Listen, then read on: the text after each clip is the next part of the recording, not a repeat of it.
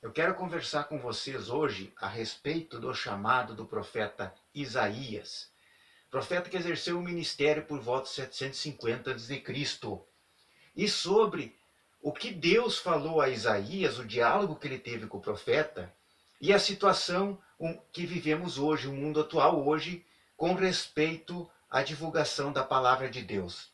Vamos entender então como foi esse chamado, lá em Isaías capítulo 6.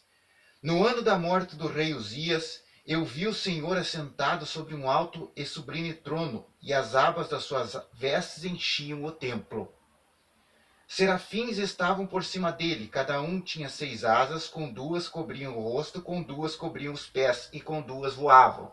Essa aqui é uma narrativa do profeta Isaías sobre uma visão que ele estava tendo. Verso 3 do capítulo 6 de Isaías. E clamavam uns para os outros, dizendo: Santo, Santo, Santo é o Senhor dos Exércitos, toda a terra está cheia da sua glória. As bases do limiar se moveram à voz do que clamava, e a casa se encheu de fumaça. Então disse eu: o profeta Isaías está aqui dialogando consigo mesmo. Ai de mim, estou perdido, porque sou homem de lábios impuros. Habito no meio de um povo de impuros lábios, e os meus olhos viram o Rei, o Senhor dos Exércitos. No verso 6, então diz o profeta: Então um dos serafins voou para mim, trazendo na mão uma brasa viva, que tirava do altar com uma tenaz. Com a brasa tocou a minha boca e disse: Eis que ela tocou os teus lábios, a tua iniquidade foi tirada, e perdoado o teu pecado. No verso 8, depois disto ouvi a voz do Senhor que dizia: A quem enviarei, e a quem há de ir por nós? Disse eu: Eis-me aqui, envia a mim. Então o profeta, ele se dispôs a Deus a ser enviado para fazer o trabalho de proclamação do evangelho, proclamação das palavras do Senhor. É o que diz lá no verso 8 do capítulo 6 do livro de Isaías. No verso 9, então disse Deus a Isaías: Vai e diz a este povo: Ouvi, ouvi e não entendais. Vede, vede, mas não percebais. Torna insensível o coração deste povo. Endurece-lhe os ouvidos e feche-lhe os olhos, para que não venha ele a ver com os olhos, a ouvir com os ouvidos e a entender com o coração, e se converta e seja salvo. Então aqui nós vimos que Deus está prenunciando que muito do esforço de Isaías na conversão não iria surtir efeito, que o povo iria ouvir as palavras do Evangelho, ouvir a doutrina de Deus, mas estaria anestesiado, não iria absorver aquilo para a sua vida, não iria se converter, não iria mudar de padrão de vida, não iria aderir às instruções do Senhor, só iria ouvir, mas não iria viver aquilo que seria ensinado a eles. Pois muito bem, nós vimos então aqui o comissionamento do profeta Isaías. Nós temos que ter em conta também o que o profeta disse lá no livro 53, Isaías 53, no verso 1, que o profeta está razoando quem creu na nossa pregação. Romanos, Paulo, em Romanos, diz lá no capítulo 10, verso 16, mas nem todos obedeceram ao evangelho. Isaías diz, quem creu em nossa pregação? Ou seja, nós vimos que aquilo que Deus havia falado a Isaías, que as pessoas iriam ouvir o evangelho, que as pessoas iriam ser ensinadas sobre a vontade dele, mas não iriam se converter, iriam endurecer o coração, iriam ser resistentes, ser rebeldes à vontade do Senhor. Aquela predição que Deus falou a Isaías, aquilo se confirmou lá em Isaías 53. O próprio Isaías diz, quem creu em nossa pregação? Porque Isaías fez um trabalho de alertou sobre a idolatria, sobre as injustiças sociais, sobre a violência, sobre uma série de pontos que Deus falava a ele e ele transmitia ao povo.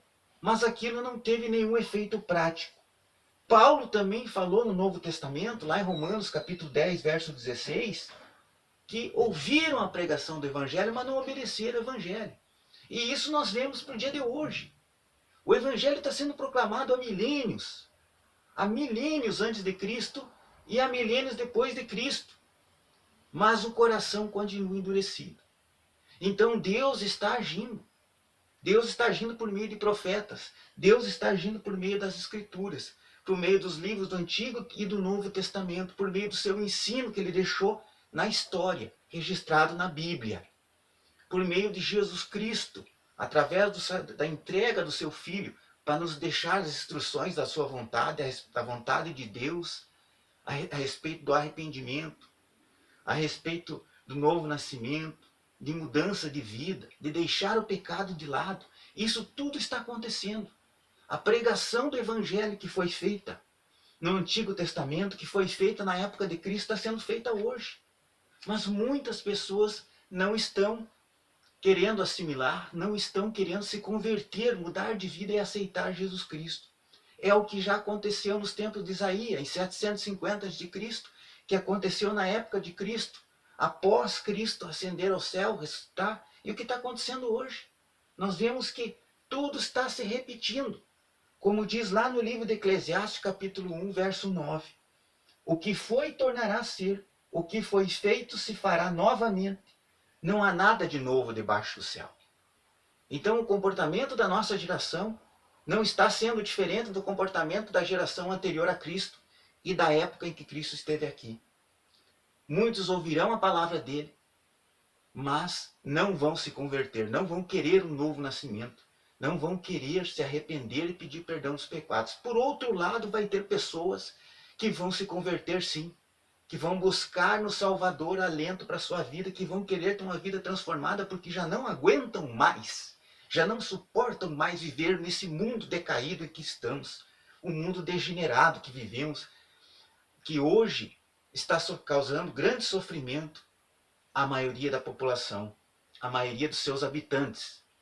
Então é uma alternativa, é a busca de Cristo. O evangelho que foi pregado na época de Cristo, anterior à vinda do Salvador, está disposto hoje, através do Novo e Antigo Testamento, através da Bíblia. E todo aquele que nele crê, pedir perdão dos pecados, se arrepender, a Bíblia promete. O próprio Cristo promete a salvação e a vida eterna. Portanto, hoje vamos dar espaço para Cristo. Vamos dar espaço para renovação. Vamos nos arrepender dos pecados, pedir perdão a Deus, pedir consolo no Salvador e colocar nossa esperança na vida eterna que Cristo nos prometeu.